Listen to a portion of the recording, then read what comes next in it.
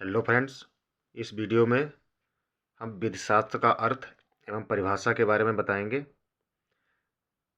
विधिशास्त्र की उत्पत्ति लैटिन शब्द ज्यूरिस तथा प्रूडेंसिया शब्दों के योग से हुई है। इसमें ज्यूरिस का अर्थ है विधि तथा प्रूडेंसिया का अर्थ है ज्ञान। इस प्रकार दोनों का संयुक्त तात्पर्य हुआ विधि का ज्ञान।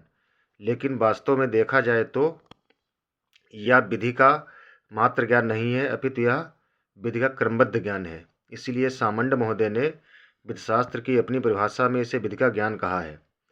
यहाँ पर विज्ञान का तात्पर्य इस विषय के क्रमबद्ध अध्ययन से है।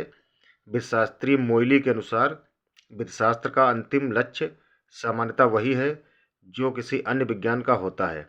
यही कारण है कि विधिशास्त्र को विधि का सिद्धांतों का सूक्ष्म एवं गहन क्रमबद्ध अध्ययन कहा जाता है।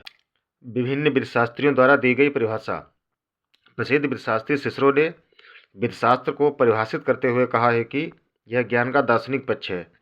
विधि के ज्ञान के दार्शनिक पक्ष से सिसरो का तात्पर्य है कि इसके अंतर्गत विधि के आदर्श तत्वों को ढूंढा जा सकता है और विधिक संस्थाओं, विधि सिद्धांतों एवं समादेशों की दार्शनिक व्याख्या की जा सकती है। सिसरो ने विधि को प्रकृति के साथ अनुकूलता रखने वाली सद्बुद्धि माना है। इस सद्विवेक के अनुसार आचरण न्याय उत्पन्न करता है और विधि में उच्चतर विधि की सार्वभौम कल्पना है। सिसरो के विधिशास्त्र की परिभाषा का सार्वजनिक महत्व है।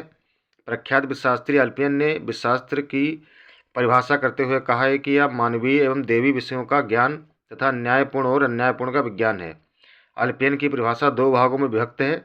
प्रथम भाग समाज के लोगों के संबंधों को निर्धारित करने वाले दैवीय या मानवीय स्रोतों द्वारा प्राप्त विधियों का अध्ययन अपेक्षित है तथा द्वितीय भाग में विधिशास्त्र को ऐसा विज्ञान माना गया है जिसके द्वारा न्याय अन्याय से अलग किया जा सके। इस प्रकार इस परिभाषा में व्यवहारिक एवं आदर्श उद्देश्यों का सम्मिश्रण है। ऑस्टिन ने विधिशास्त्र को परिभाषित करते हुए कहा है कि यह वास्तविक विधि का दर्शन है, अर्थात विधिशास्त्र का वास्तविक अर्थ है विधिक संकल्पनाओं का प्रारूपिक विश्लेषण करना। लेकिन बकलैंड ने ऑस्टिन की इस परिभाषा को अत्यंत संकीर्ण मानते हुए कहा है कि वर्तमान समय में विधिशास्त्र की परिभाषा अधिक विस्तृत होनी चाहिए। इस हिसाब से विधिशास्त्री जूलियन स्टोन द्वारा दी गई परिभाषा अधिक तर्कसंगत प्रतीत होती है। उन्होंने विधिशास्त्र को अधिवक्ताओं की बहुमुखी अभिव्यक्ति निरूपित किया है।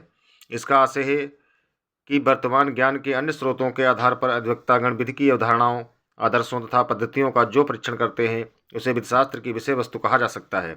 जूलियन स्टोन ने विधिशास्त्र की विषय वस्तु को 3 वर्गों में बांटा है। आगे की जानकारी अगले वीडियो में आपको मिलेगी।